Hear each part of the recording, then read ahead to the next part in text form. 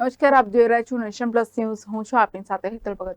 સુરતના socio circle પાસે car ચાલકે બે બાઇકને અડફેટે લેતા બાઇક ચાલકોને ઈજા પહોંચી હતી.